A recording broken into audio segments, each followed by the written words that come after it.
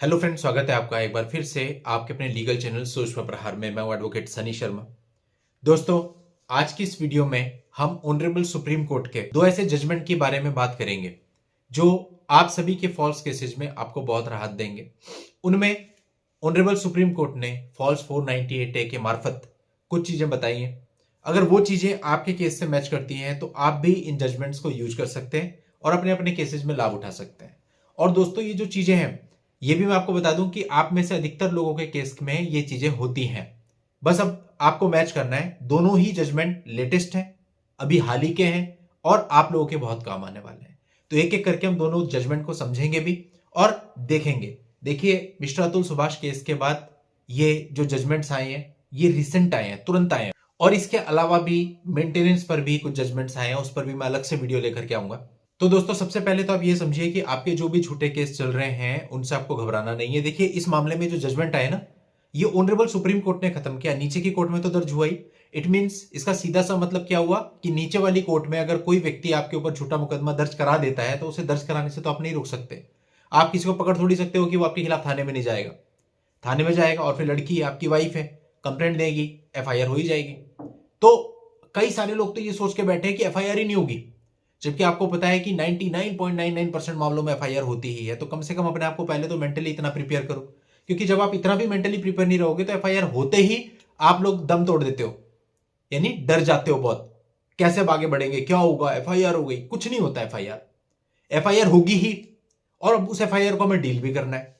अब उस एफआईआर को खत्म कराने के लिए सबसे पहले आपको ऑनरेबल हाई कोर्ट जाना पड़ेगा, बिकॉज खत्म करने की जो पावर है वो या तो हाई कोर्ट को है या सुप्रीम कोर्ट को। अब डायरेक्टली अगर आप सुप्रीम कोर्ट जाते हो तो फिर ये मुद्दा उठता है कि भाई आप पहले हाई कोर्ट क्यों नहीं गए, पहले आप हाई कोर्ट जाए। तो इसलिए आपको स्टेप बाय स्टेप ही चलना है, पहले आपको हाई कोर्ट ही मूव करना है। और ऐसा भी नहीं है कि हाई कोर्ट से क्वेश्चन होती ही नहीं है, बहुत से मामलों में हाई कोर्ट से भी क्वेश्चन होती है, ऐसे भी कई जजमेंट है। बट ये दोनों जजमेंट जो आज मैं बताने जा रहा हूं, यहां पर दोनों ही मामलों में लोग हाई कोर्ट गए क्वेश्चन के लिए और हाई कोर्ट ने क्वेश्चन करने से मना कर दिया।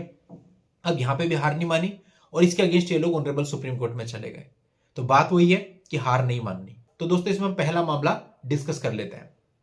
पहला मामला ये था कि जब ये लोग हाई कोर्ट गए, हाई कोर्ट ने रिजेक्शन किया, उसके बाद ये ऑनरेबल सुप्रीम कोर्ट गए। ऑनरेबल सुप्रीम कोर्ट ने पूरे मामले की बहुत गहनता से जांच करी और ये पाया कि जो पहला स्टेप है वो पति की तरफ से लिया गया है और उसके बाद उसके काउंटर में पत्नी ने दूसरा स्टेप लिया है। तो इसलिए उसकी इंटेंशन क्लियर है। अब दोस्तों, तो आपके मामले में भी होता है। आपने देखा होगा, कई बार आपको मीटिंग कर लेते हैं, कई बार आपको नोटिस भेज देते हैं, कई बार आप जो है डाइवोर्स का केस फाइल कर देते हैं और उसके तुरंत बाद आपके ऊपर एफआईआर हो जाती है ना।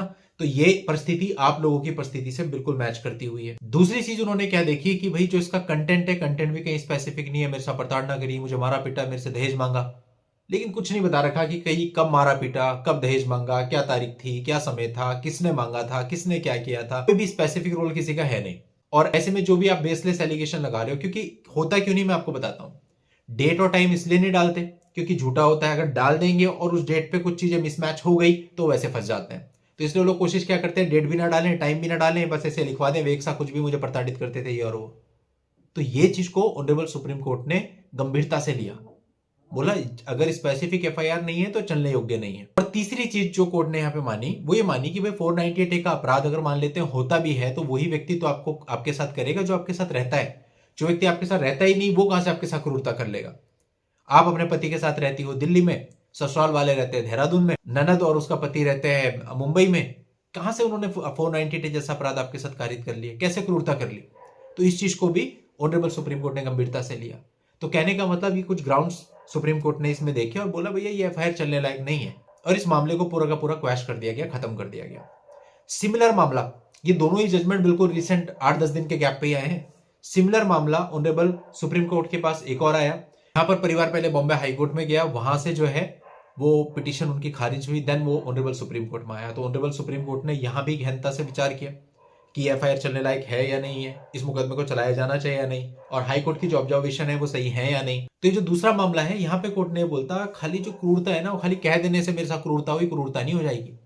क्रूरता होनी चाहिए एक्चुअल में। यानी आपने कह दिया मुझे मारा पीटा, उससे खाली मारपीट नहीं हो जाएगी। आपको कोई ऐसी चोट होनी चाहिए जो गंभीर प्रकृति की हो। अब ऐसे नहीं कि आपने हल्की सी खरोंच दिखा दी, बोले जी मेरे साथ तो 498 हो गया, हो सकता है वो खरोंच आपको कहीं दरवाजे से लग गई हो, कहीं लग गई हो, ऐसा नहीं चलेगा। गंभीर चोट का साक्ष्य आपके पास होना चाहिए। या फिर ऐसा हो कि आपके साथ इस कदर क्रूरता की गई हो कि आप अपनी जान देने को मजबूर हो जाए। इस लेवल की क्रूरता अगर होगी तो उसे 498 की परिधि के अंतर्गत क्रूरता माना जाएगा, ना कि छोटी छोटी घटनाओं को। और अधिकतर आपने देखा होगा छोटी छोटी घटनाएं होती है एफआईआर में। मेरा फोन नहीं उठा रहे थे, सास मुझे ताने देती थी, ननद मुझे ऐसा कहती थी। तो ये छोटी छोटी चीजों क्रूरता की परिधि में नहीं आएंगी, जो क्रूरता 498 ए के अंतर्गत बताई गई है। अगला दोस्तों, यहां पर भी ऑनरेबल सुप्रीम कोर्ट ने माना कि जो एलिगेशन है वो स्पेसिफिक होने चाहिए, जनरल एलिगेशन से काम नहीं चलेगा। और तीसरा, कई बार एफआईआर को मजबूत करने के लिए इसमें कुछ ऐसी धाराएं जोड़ दी जाती हैं कि मेरे साथ छेड़छाड़ हुई है, मेरा गर्भपात कराया गया है, या फिर यौन शोषण किया गया है, इस तरह की चीजें, मतलब या मेरे को मारने का प्रयास किया गया है। तो इस तरह की चीजें लगा दी जाती है ताकि एफआईआर सख्त हो जाए, आपको बेल वगैरह ना मिले। तो यहां पे भी कुछ ऐसा ही था। उसने ये आरोप लगाया था कि इन्होंने जो है मेरे को खाने में मिला के कुछ खिला दिया और मेरा गर्भपात करा दिया। अब इस आरोप के संबंध में ऑनरेबल सुप्रीम कोर्ट ने कहा, भाई जो ये घटना आप बता रही हो वो बता रही हो 2 साल पहले की, शिकायत इसकी कर रही हो 2 साल के बाद, जो आप कह रही हो उसका कोई साक्ष्य है नहीं। तो ऐसे खाली बोलने से इतना गंभीर अपराध नहीं बन जाएगा किसी के ऊपर। तो ये सारी चीजों को देखते हुए इस एफआईआर को भी पूरे तरीके से खत्म कर दिया गया, क्वैश कर दिया गया। दोस्तों, ये दोनों जजमेंट अपने आप में लैंडमार्क जजमेंट है। ऐसे जजमेंट हैं जिनसे आप अपने अपने मामले में राहत ले सकते हो। और दोस्तों, आप लोगों की हेल्प के लिए दोनों जजमेंट का लिंक आपको इस वीडियो के नीचे डिस्क्रिप्शन में मिल जाएगा। वहां जाके इन दोनों जजमेंट को पूरा पढ़ सकते हैं, डाउनलोड कर सकते हैं और सिमिलर परिस्थितियां होने पर अपने मामले में यूज करके इसका फायदा भी उठा सकते हैं। चलिए दोस्तों, आज की इस वीडियो में इतना ही। नेक्स्ट वीडियो में नई जानकारी के साथ मैं आपसे फिर मिलता हूं। तब तक के लिए good bye and thank you for watching. Take care.